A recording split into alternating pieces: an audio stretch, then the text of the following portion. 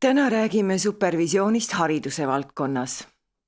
Vestlusringis on Eesti Supervisiooni ja Coachingu Ühingu liikmed ja samas ka hariduse töögrupi liikmed, superviisorid ja mentorid Maire Lilleberg ja Helve Saat. Maire on lisaks sotsiaalpedagoog ja Helve koolipsühholoog. Mina olen Taimi Elenurm, samuti superviisor, Supervisiooni ja Coachingu Ühingu liige ja ühtlasi psühholoog-nõustaja ja koolitaja. Alustuseks ma küsin, kuidas ja mis teed pidi te ise supervisioonini jõudsite, Maire? Tere ka minu poolt, et mina olen supervisiooni poole kaldu läinud sellest hetkest, kui oma pereettevõttes olid keerulised ajad, et ettevõte ei täitnud enam oma eesmärke sellisel viisil, et mingil hetkel võib ju inimesi ja tööd ülesandid ümber mängida, aga kui sisuline muutus jääb tegemata, siis pikaajalist muutust ja kasu ei tule.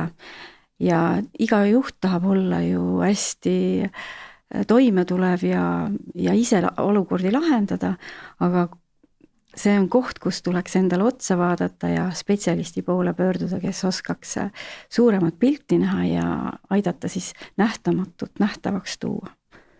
Leida seoseid ja sügavust. Aitäh, Maire. Helve? Et mina jõudsin supervisioonini ka läbi praktilise töökogemuse.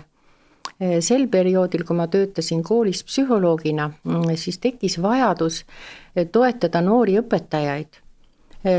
Ütleme, pedagoogilises plaanis ja metodoloogiliselt nad olid väga tublid pärast ülikooli lõpetamist, aga neil oli suuri raskusi suhetes lastega ja lapsevanematega. Ja siis mul paluti neid toetada, nii palju kui siis psühholoog oskab. Et see oli selline esimene kogemus, aga järjepanu siis sai võetud erinevaid täiendkoolitusi ja enda need erialased teadmised kogu aeg täienesid ning siis mingil hetkel tekkis vajadus võib-olla panustada nõndamoodi, et ka siis need alustavad spetsialistid ja ma mõtlen siin just psühholooge, et saaks nagu kiiremini järje peale. Ja nõnda ma siis supervisiooni õpingutele jõudsin ja nüüd olen ikka kõvasti üle 10 aasta supervisiooniga tegelenud ja eelkõige, ütleme, see tegevusvald ongi väga suuresti alustavate spetsialistide toetamine haridusvaldkonnas. Aitäh, omalt poolt lisan, et mina olin 2000-ndate alguseks õppinud vähemalt 10 erinevat psühhoteraapia liiki. Aga siis ilmselt vedas elu mind sellistele radadele, kus ma sattusin ärikorralduse teemadele ja personalijuhtimisse ja mulle tundus, et supervisioon, millega ma siis 2006. Alates kokku puutuma hakkasin, ta ühendas ühest küljest psühhoteraapia erivormid ja teisest küljest selle, mida me organisatsioonides kasutame tiimide arendamiseks ja meeskonnatööks. Psühhoteraapiast pärit ja organisatsioonidele kohandatud meetodid, tehnikad ja praktikad selleks, et arendada meeskondade koostööd ja organisatsioonis. See on see, mida mina olen supervisioonist leidnud ja avastanud. Aga nüüd järgmine küsimus teile, millega tegelevad siis superviisorid hariduse valdkonnas? Superviisorid haridusvaldkonnas töötavad haridusvaldkonna kitsaskohtadega, et toetada siis neid kooliinimesi nii uutes kui ka igapäevastes väljakutsetes.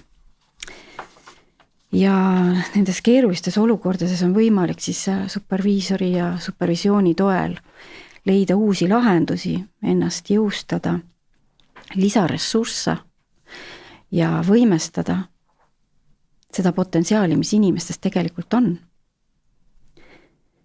Esiteks peame lähtuma sellest, et haridusvaldkonda tuleb alati kõik ühiskondlikud tasandite probleemid ja kriisid, pluss tuleb ka üksikindiviidi probleeme ja kriise. Et haridusvaldkond on koht, kuhu jooksevad kõik need raskused kokku. see on esiteks, teiseks, miks supervisioon haridusvaldkonnas on hästi oluline, et lapsed ehk siis õpilased on ju väga õrnas eas, kus nende närvisüsteem kujuneb välja ja seal, kui õpetajad on väsinud ja kurnatud, ületöötanud, ei märka õpilaste raskusi ja sisse tulevad konflikte ja kriise, siis ja ei ole ka vahendeid, kuidas nendega toime tulla, siis nad tahes-tahtmata selle mittemärkamisega võivad kahjustada ka õpilasi mitte tahtlikult, et ma arvan, et haridusvaldkonnas supervisioon hästi oluline just toetamaks õpetajat selles igapäevases kriisi ja probleemide paljususes toimetulekuks. Ja kolmas aspekt ehk siis see enesehoolitsemine, nagu millele ma juba viitasin, et kui inimene on pidevalt nagu kurnatud, siis stressitase on hästi kõrge ja selleks, et neid lisakahjustusi ei tekiks iseendale ja teistele, siis on vaja seda sellist iseenda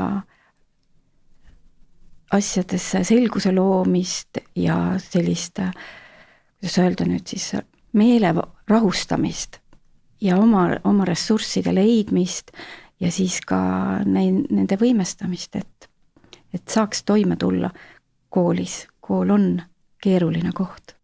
Hästi ilus, ma kordan 3 peamist mõtet, mis ma sinu jutust võtsin. Ühiskondlikud kriisid tulevad kaasa kooli ja nende kriisidega toimetulek. Teiseks lapsed, kes vajavad toetust ja nende spetsialistide toetamine, kes lastega tegelevad, hästi oluline laste arenguraskustest ülesaamiseks. Ja kolmandaks muidugi see enesest hoolitsemine, läbipõlemise ja stressi ennetamine ja taastumine sellest ja lisan omalt poolt meeskondlik plaan, koostöö selles, et me siis üksteist omavahel siin toetaksime. Aitäh, Maire, mis on, Helve, sinu vaade?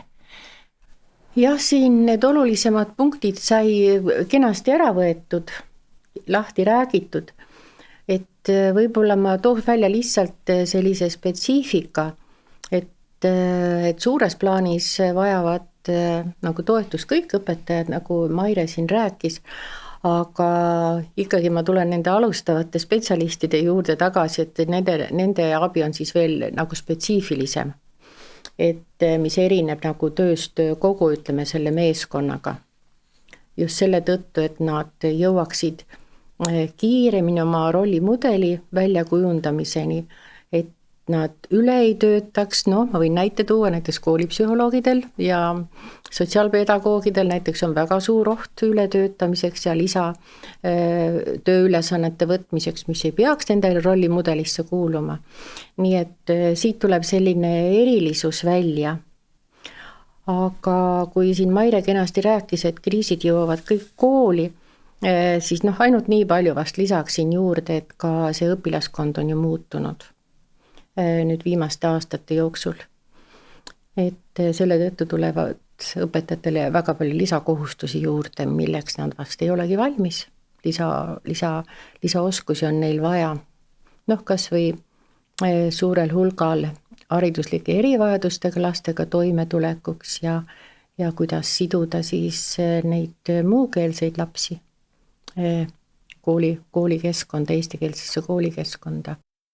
Aitäh, Helve! Ja. Kui ma siit kokkuvõtte teen, siis supervisioon toetab koolitöötajaid uute teemade, uute käsitluste kasutuselevõtus, kriisidega toetamisel ja võib-olla ka siis tõepoolest selle koolikeskkonna uutes muutustes toimetulekuks. Milles sina näed veel supervisiooni kasu, Maire?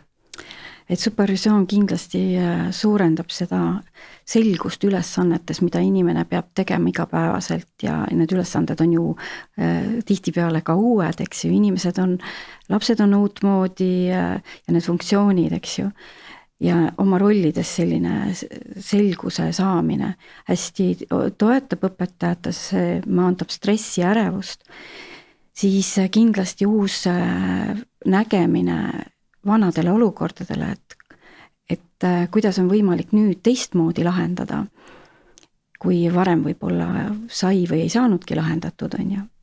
Et kindlasti supervisioon aitab soovitud eesmärke, mis inimestel on, ka siis ellu rakendada, et need ei jää lihtsalt unistusteks. Ja ma arvan, et keerulised konfliktolukorrad tegelikult vajavad kõrvalpilku ja seal on ka supervisioonil hästi oluline roll, et seda teha neutraalsel viisil ja inimesi kokku toovamalt ja uute lahendusteni jõudmisel. Et ma arvan, et see supervisioon aitab väga palju inimestel tõhusamalt oma oskusi rakendada, mis neil tegelikult juba olemas on, aga tihtipeale me ei rakenda kõiki, mis meil on olemas ja sealt siis veel uusi enda juures leida ja arendada, et siis ta jõustab seda, mis sul on, toob välja seda, mida sa ei tea, et sul on ja siis aitab sul luua ja arendada uusi oskusi. Väga hea, seega teadmiselt elluviimisele, teostamisele ja senistes olukordades uutmoodi reageerimine ja uutes olukordades siis teiste ja uute lahendusvõimaluste otsimine, eks ole? Jah. Helve, on sul lisada? No, ma tahaks siin ära tuua ikka ka, et juhid on need, kes võivad olla keerulistes olukordades väga üksillases rollis, et kindlasti on nemad ka üks sihtgrupp, kes seda kõrvalpilku vajab ja toetust.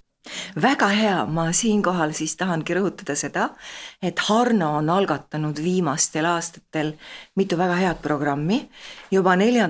aastat käib programm koolijuhtide coachimiseks ja siinkohal tervitus Keiu Tammele, kes on nende programmide koordinaator, mis on siis koolijuhtide coachingu ja mentorluse vallas ka sellel suvel ümbervaatamisel. Ja koolijuhtide coachingu programmis olen ise osalenud, jagan oma kogemust coachina koolijuhtidele. Me oleme arutanud teemasid koolide arengukavadest, koolimeeskonna komplekteerimisest, koolimeeskonna omavahelisest koostööst, tugipersonali koostöö õpetajatega kokkadeni välja. Me oleme arutanud seda, kuidas kogukonnaga koostööd teha, kuidas lapsevanemaid kaasata ja siit tuleb niisugune ilus süsteemne lähenemine koolijuhtide coachingus, mis on siis lisaks mentorlusele. Teine programm, aitäh Maire, olen sinuga koos osalenud siis koolide tugispetsialistidele korraldatud supervisioonigruppides möödunud aasta sügisest talveni ja need on vapustavalt head ja sügavad kogemused nii meeskondade koostöö edendamiseks läbi konfliktide rägastiku tuleku kohta ja võib-olla ka siis keeruliste juhtumite aruteluks lastega, õpilastega koostöös, lapsevanematega. Lisaks, millega me tegelesime nendes gruppides, mulle on jätnud sügava mulje see oma personaalse käekirja, oma isikupära leidmine töös õpetajana, milles supervisioon grupi toel ja grupi teiste liikmete toel, kui me kasutame supervisiooni tehnikaid, meetodid ja lähenemist, võib väga palju toetada ja Maire, ma tean, et sa oled saanud nendelt gruppidelt väga hea, sooja ja sügava tagasiside. Seega, mida tahad omalt poolt oma grupi kogemusest lisada? Aitäh sulle! Et tõesti, see oli selles mõttes minu jaoks nagu vahva väljakutse, et oma eriala spetsialiste toetada. Ja ma käisin seal 3 korda ühe meeskonna juures või ühe grupi juures üle Eesti ja tõesti, inimesed tulid räsituna ja väsinuna. Ja ega sellist usku, et midagi väga palju võiks paremaks minna või juhtuda, ei olnud, see oli väga madal. Ja peale esimest korda oldi juba sellised rõõmsad ja natuke elevil, kui lahkuti. Teisel korral läbi töötades erinevaid olukordi, leides lahendusi, oli juba selline entusiastlik, juba tuldi entusiastlikult ja 3. kord oli selline rahulikkus, kui tuldi, et enam ei oldud ärevad ja oldi, teati, mida siit saab ja tuldi kindla peale, et väga paljud ei olnud veel supervisiooni kogenud ja selles mõttes oli see hästi vahva kogemus, et tuli tagantjärgi soove ka, et me tahaks jätkata. Aga kuna see hange oli, ütleme, eksperimentaalne hange, eks ju, või programm, et sellega ta lõppes, eks ju, sügises algas, talvel lõppes, et tegelikult inimesed jäid ootama, et äkki toimuks veel midagi. Et see oli selline positiivne kogemus.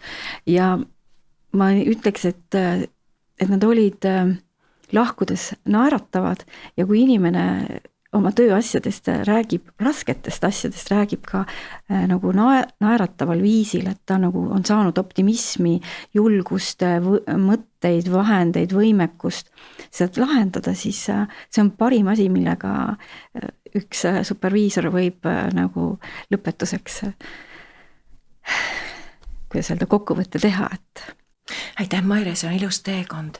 Esialgu pinges, kinnine, siis teatud tehnikate ja superviisori loodud õhkkonna toel, läbi selle soojuse ja sügavuse, mis tekib kontaktist inimeste vahel selles grupis, jõuda äratundmiseni oma käekirjast ja seejärel jälle jaksata edasi minna. Mida ma omalt poolt lisan, et hästi oluline on ka see korraldus ja koordineerimine, et see ühine soe tunne tekib juba esimestest hetkedest ja siinkohal tervitus ja tänu Triin Oldekopile Harnos, kes tõesti meid toetas superviisoritena ja lõi selle õhkkonna juba siis, kui ta gruppe koordineeris, meid kokku võttis ja meiega tegeles, et sellest algusest, kuidas gruppi reklaamitakse, sõltub ka hästi palju ja võib-olla siit ka minu tähelepanek, et igal hetkel olla tunnetuselt empaatiline ja kaasas ja just seda õhkkonda pakuvad supervisioonigrupid. Ja selle tõttu ma lähen nüüd edasi küsimusega Helvele. Palun räägi sina mõnest oma õnnestunud supervisioonitöö kogemusest. Jah, et ma võib-olla siis grupi supervisiooni jätaksin kõrvale, kuna Maire siin kenasti kirjeldas, siis ma tooks näite ühest individuaalsest supervisiooniprotsessis, mis oli üsnagi pikk, kestis üle aasta kõvasti. Ja näide on siis olukorrast, kus suurde organisatsiooni tehti tugispetsialisti koht ja minu superviseeritav asus siis sinna töökohale, nii et ta oli esimene selles organisatsioonis, selle eriala esindaja.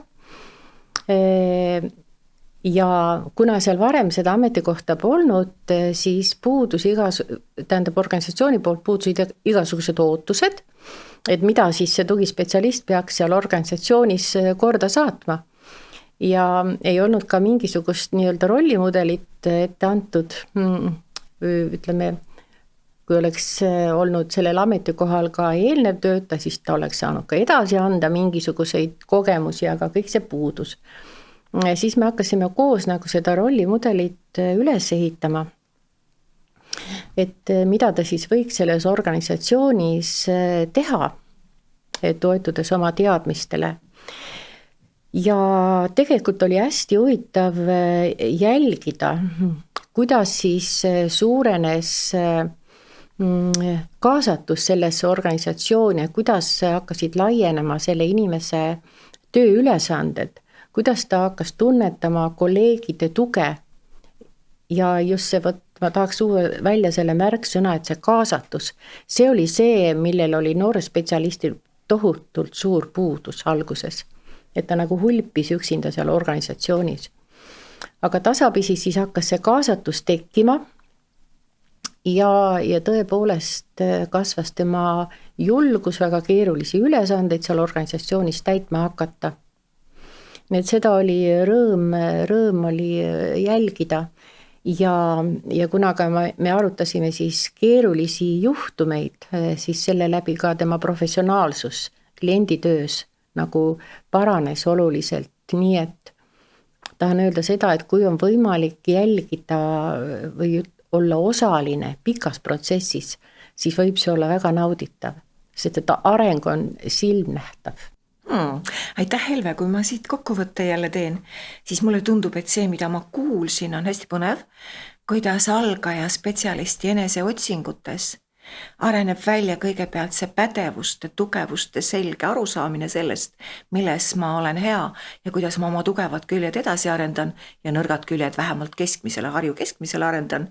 Ja siis tekib see isikupära, oma käekiri, oma lähenemine ja kolmas samm on meisterlikkus, kus sa seda isikupära kasutad juba vabalt ja sellisel moel, et sa midagi uut hakkad ise looma. Seda ma kuulsin sinu juhendamise, superviseerimise protsessis oma kliendiga ja see kindlasti on kooskäimise huvitav teekond. Jah, et sa tabasid nagu hästi selle ära, et tõepoolest me väga palju omavahelistes vestlustes toetusime ka tema varasematele töökogemustele ja ressurssidele, mis olid välja arendatud eelnevatest töökohtadest tõepoolest ja sealt läksime edasi, nii et väga, väga hea tähelepanek tõesti. Maire, kas sul on midagi selle teema kohta lisada või ma toon juurde kõrvalteema juba? Ja ma võib-olla täiendaks veel seda koolide tugispetsialistide supervisioonis toimunut, et tõesti, ma tulen korra algusse tagasi, kus inimesed tulid, et segaduses ja nagu laiali valgunud ja kui nad said selle oma küsimuse ja selle protsessi käigus lahenduse leida, siis neil oli millega edasi liikuda. Sealt langes, eks ju, nende ärevus, mis tähendab seda, et neuroloogilisest lähtepunktist vaadates on see hästi oluline, et inimene oleks igapäevaselt tegelikult optimaalse stressiga, et ta suudaks olla loov ja voolav oma, leidmaks häid lahendusi oma keerulistele olukordadele. Et tegelikult inimeses on väga palju võimekust olemas, aga ta lihtsalt ei saa seda alati kasutada, ei saa kätte. Ja supervisioon kuidagi aitab inimest sellisel viisil, et ta on oma varasalvele lähemal, ta saab oma rikkusi paremini kätte ja kasutada.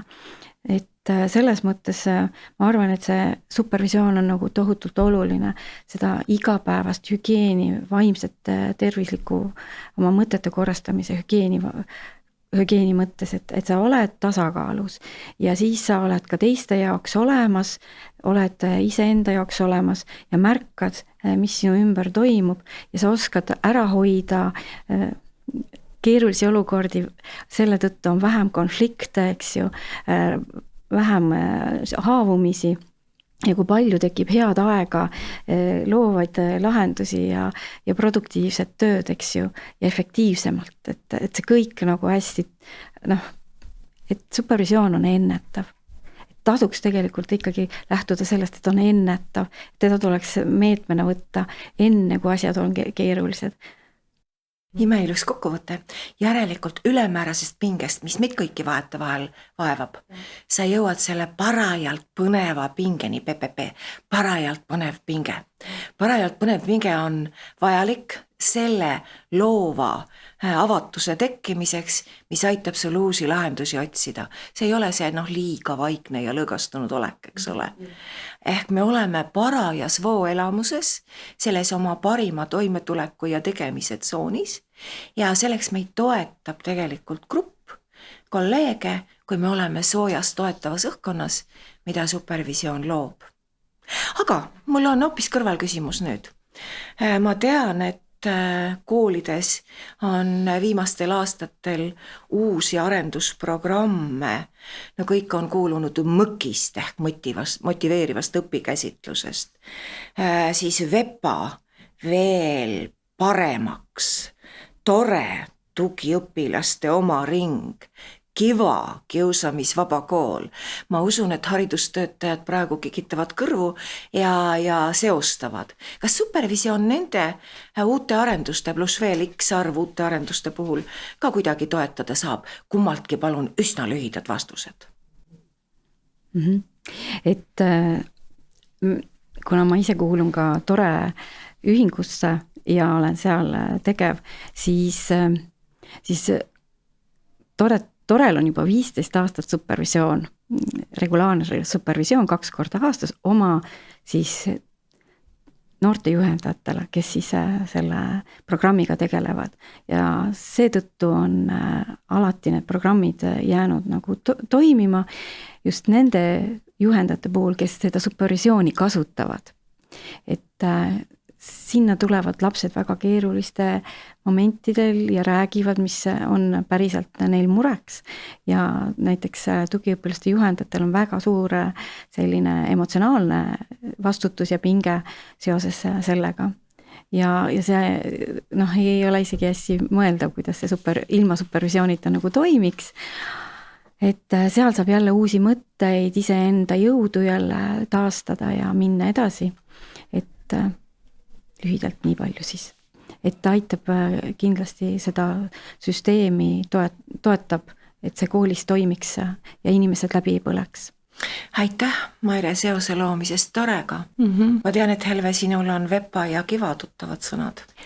Jah, ütleme, on küll, aga viimasel ajal ma olen siis seotud rohkem selle VEPA programmiga ja kui siis lühidalt kokku võtta, siis ütleks nii palju, et VEPA programmi puhul on oluline, et need õpetajad, kes on siis koolituse saanud, et seda programmi ellu viia esimeses kooliastmes, siis nende puhul on see superviisori kõrvalpilk tähtis seetõttu, et aeg-ajalt suunata õpetajad, et ta kõiki selles metoodikas ette nähtud elemente ikkagi võtaks kasutusse, et ta rakendaks, ütleme nii, nagu metoodika ette näeb.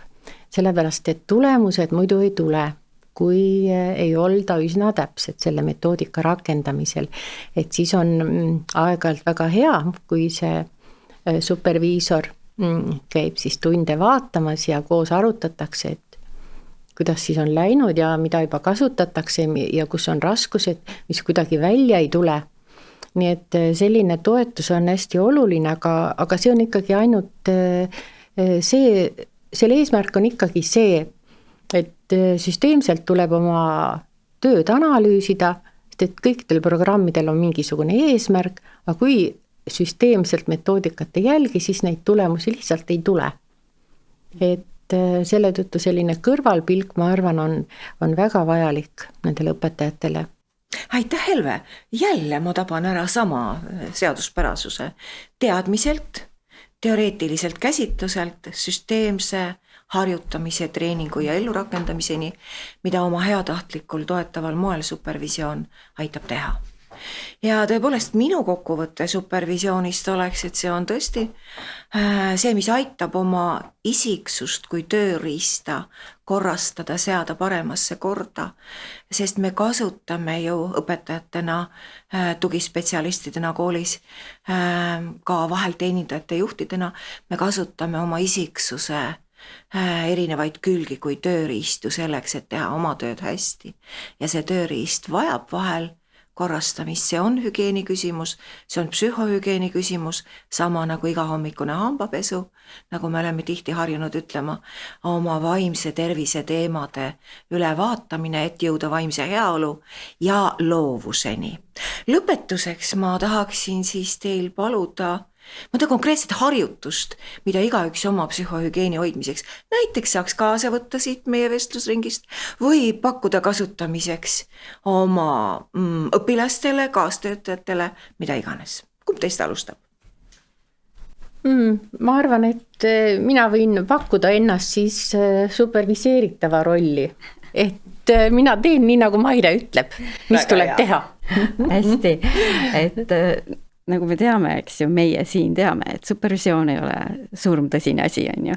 Selles mõttes, et tegeldakse küll surmtõsiste asjadega, aga seda tehakse mängulisel viisil. Ja üks hästi lihtne viis on pakkuda siit imekohvrist või võlukohvrist leida endale üks ese, millega siis tänast juttu kokku võtta. Ja et mis on see võib-olla olulisem, mis veel võib-olla ka siis kuidagi jäi.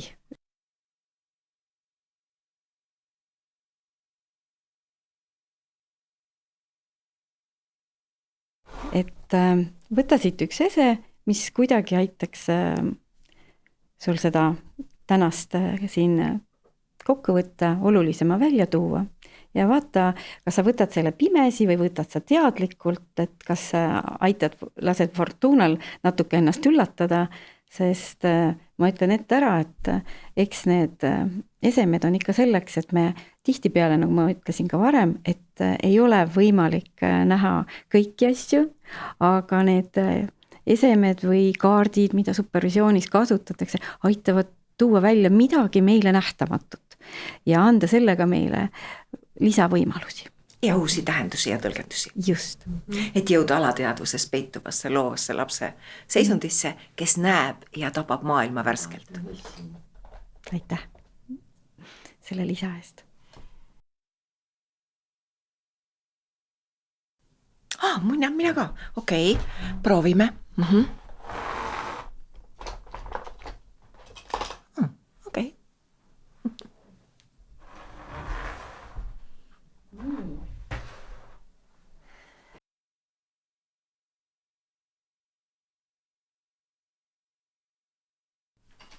Mina olen valmis, mina võin alustada. Mina valisin sellise tegelase ja mind kõnetab juba ammu supervisiooni puhul selline arusaamine, et otsi rõõmu, otsi sädet ja otsi neid õnnestumise hetki ja vaikse hea rõõmu elamusi. Minu jaoks see teade tuleb siis kusagilt grupikoostööst, koostööst superviseeritavaga, kus me koos leiame midagi rõõmsat ja olen leidnud oma supervisioonides paradoksid, kus ka kõige rängem või keerulisem sündmus lõpuks on oma lõbusa või rõõmsa või arendava iva saanud, samasuguse arendava nagu kunagi olid mobiiltelefonid ja siit august sisse minnes on saladusi võimalik avastada lõputult nagu Alice imedemaal. Aitäh!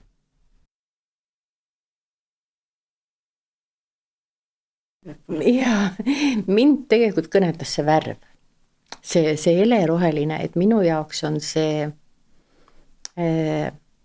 sellise ülima rahu ja sellise heaolutunde värv. Ja valisin ta just sellepärast, et ma olen kogenud mõnikord kolleegidega töötades, et tekib selline mõnus kollegiaalne suhe, võtame üksteise mõtteid sujuvalt üle, loeme silmadest, kui on sinu kord sõna sekka öelda, või on supervisiooniprotsess, läheb niimoodi mõnusalt, et on selline heaolutunne, selline vooseisund ja ma julgen öelda, et meil läks täna ka siin kenasti, et ma tundsin ennast väga hästi. Et rahu ja heaolutunne on minule see värv. Ja see seostub sinul supervisiooniga. Maire, mis sinul on? Jaa, aitäh. Minul on selline saabastega kass, et ka muinasjuttudes on palju selliseid asju, mis meid lapsepõlvest on kuidagi kõnetama jäänud, et supervisioon minu jaoks on optimistlik, leidlikkus ja kindlasti eesmärkide saavutamine, et kuidas seda teha, kas siis individuaalselt, teha seda meeskondlikult, et kõik tasandid on olemas, kus seda supervisiooni saab kasutada ja ka see, et uudsed olukorrad on teretulnud, me ei karda neid, sest seal on alati taas võimalus kogeda midagi uut, panna proovile, saada iseenda kohta rohkem teada ja kui ka need vahest ebaõnnestuvad, siis minu arust suurepärane võimalus supervisioonil reflekteerida neid ebaõnnestumise hetki, sest need on parimad õpi- ja edasiliikumise kohad. Ja ma tahtsin veel öelda seda, et need haridustugispetsialistide meeskonna kohtumised olid ka erilised sellepärast, et seal oli näha, kuidas inimesed tahtsid meeskondlikult teha paremat koostööd ja leida üksteisega paremat kontakti. Et säästa oma energiat, tunda töörõõmu ja minu arust see optimistlik saabastega kass oli väga hea tunne selle väljendamiseks. Aitäh! Aitäh, Maire! Aitäh, Helve! ja mina võtan kokku meie vestlusringi, et õnnelikkuse alguses on otsingud. Otsingud läbi keeruliste juhtumite ja olukordade, otsingud eneseleidmiseni ja otsingud rõõmuni, elurõõmuni ja töörõõmuni. Ja kuulajatele, vaatajatele häid eneseotsinguid supervisioonis ja väljaspool seda. Tänan! aitäh! aitäh!